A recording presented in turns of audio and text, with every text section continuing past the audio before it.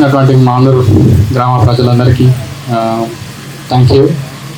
మా తమ్ముడు గాలి రాహుల్ ఈరోజు గ్రూప్ 1 ఆఫీసర్గా ఇక్కడికి రావడం నాకు ఎంతో సంతోషంగా ఉంది.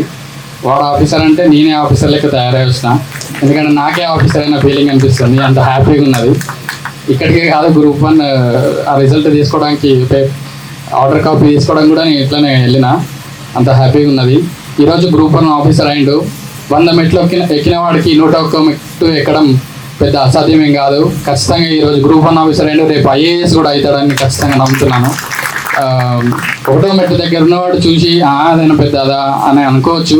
100 మెట్లు ఎక్కమనండి, అప్పుడు తెలుస్తుంది ఆ కష్టం ఏంటి, ఎన్ని ఎత్తులు వంపులు ఉంటాయి, ఎన్ని ఇబ్బందులు ఉంటాయి, ఒక ఫ్యామిలీ ఎంత కష్టపడుతుంది. మరీ ముఖ్యంగా రాహుల్ కానీ ఎంత చదవడానికి కానీ 4-5 సంవత్సరాలు ఒకే దాని మీద పట్టుబట్టి చదవడం అనేది అంత జోక్ కాదు, అది అంత ఈజీ అసలుకే కాదు.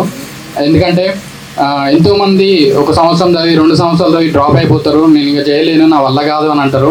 కానీ అది అలా వదిలిపెట్టలేదు. నేను ఖచ్చితంగా ఒకరోజు నా గ్రామానికి నేను ఒక ఆఫీసర్గానే వస్తా అన్నాడు. ఈరోజు ఆఫీసర్గానే వచ్చిండు.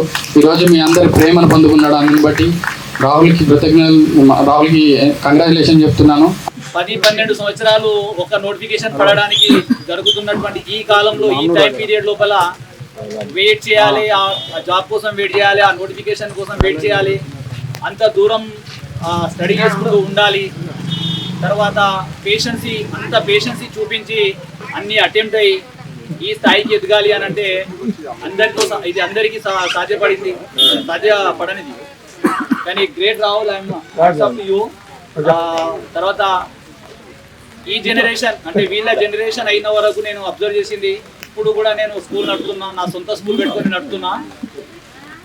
ప్రెసెంట్ వీళ్ళ జనరేషన్ వరకు వీళ్ళు టీచర్లను ఎంత గౌరవించే వాళ్ళు అని అంటే, వీళ్ళ ఫాదర్ నాకు చాలా క్లోజ్.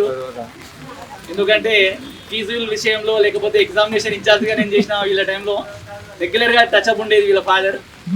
ఈ ప్రాంతవాసి పెద్దలు గాలి వినోద్ గారు మరి ఇవాళ గ్రూప్ సెలెక్ట్ అయ్యి మన మామూలు ప్రాంతం, ఈ ప్రాంతానికి జిల్లాకు పేరు తెచ్చిన చిరంజీవి రాహుల్ యొక్క సన్మాన సభకు రావడం చాలా సంతోషం వ్యక్తం చేస్తూ, మరి ఈ పిల్లడి కృషిని ఈ ప్రాంత యువత అంతా కూడా స్ఫూర్తిగా తీసుకొని మన ప్రాంతంలో రాబోయే రోజులలో అత్యధిక గ్రూప్ 1 కావచ్చు, గ్రూప్ 2 కావచ్చు, ఇటువంటి ఉన్నత పదవులు రావాలని చెప్పి ఆకాంక్షిస్తూ రాహుల్ మరొకసారి ఈ ప్రాంత ప్రజల పక్షాన అభినందిస్తూ ఈ యొక్క అవకాశం ఇచ్చిన పెద్దలందరికీ కూడా ధన్యవాదాలు తెలియజేస్తూ చూస్తాం.